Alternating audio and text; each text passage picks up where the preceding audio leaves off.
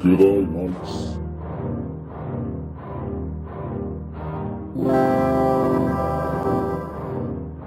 G'day, mates.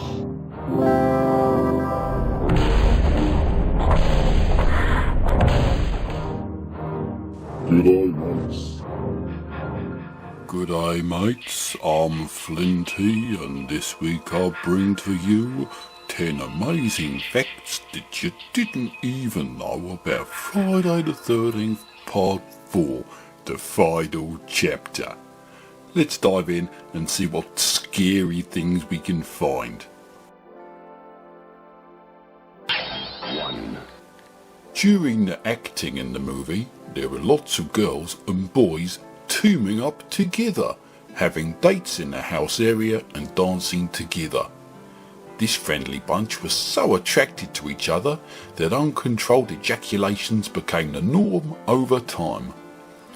The compacties on the ground and the compacties on the furniture became commonplace, and the set designer had to hire someone to unjizz the whole house after and during the filming using a special cleaning solution. Fact number 2 that you didn't even know. Now, one of the very good stuntmen used during the filming of the movie was heavily pulsing with AIDS. In the dangerous scene, he cut his shoulder in 3 and sent his AIDS blood flying into the mouths of the actors and crew. Luckily, no actors caught the virus, not that they'd admit anyway, and you have to remember this was before AIDS became the popular and trendy condition for the rich and famous that it is today. Back then, it was frowned upon. 3. Fact number 3 about Friday the 13th, the final chapter. Have you ever looked at the holes in the hockey mask and wondered if they were used to inject heroin directly into the actor's face? Well, that's precisely what happened here. A caterer was setting up the day's lunchtime snacks for the actors, and he found one of the Jason stuntmen injecting his face with heroin directly through one of the holes in the masks. Let's just say that he couldn't mask his addiction anymore after this turn of events. 4. Fact number 4.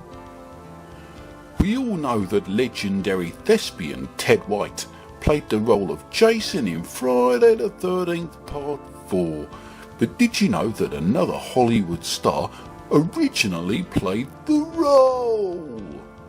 Rick Moranis had filmed most of his scenes as Jason in the movie when he became unable to complete the work because he was obsessing over a broken barbecue machine at his home. He was replaced by Ted White and wasn't ever asked to come back for any of the sequel movies. 5. On to fact number 5. Did you ever watch Friday the 13th Part 4 and wonder why all of the actors look like they're under the threat of a beating at any given time? That's because at the time of the filming, the actors were under the threat of a beating at any given time. The local mob, a gang called the Woodland Wolves, were extorting the actors and threatening every visitor to the area. 6. Fact number 6. Actor Ted White, what did Jason, at first was hesitant to cut off his glorious long black hair. He argued that his acting skills should be the most important aspect, and it didn't matter if Jason had long black hair for the film. He even refused a bonus of $5,000 to cut off his long hair, so the film crew had to hold him down out in the woods while one of the producers climbed on top of him and cut off the hair. That's why if you look closely at the Jason character in the movie, he actually has no hair. 7. Fact number 7 that you didn't even know. Friday the 13th Part 4 has a very generic Friday the 13th soundtrack by the musician Harry Manfredini, which was barely different from the soundtrack to Friday the 13th Part 2. But did you know that originally the Beatles were commissioned to come up with a theme song for the film?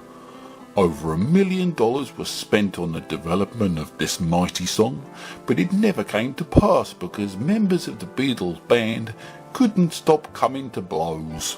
8, Fact number 8 that you didn't even know. Despite the popularity of the food, cheese, in 1984, the word cheese isn't used even once in the film's entire dialogue. That's why if you listen to the words spoken in the movie, you'll not hear the word cheese. 9, On to fact number 9 about Friday the 13th. Much of part 3 is set around a barn area in the local area of Crystal Lake. Unfortunately, the barn was chock full of pond farts when they tried to film part 4, so they gave up on the barn area and moved production to cabins instead. Actor Corey Feldman uttered on more than one occasion that the worst thing about making the movie was those damn pond farts.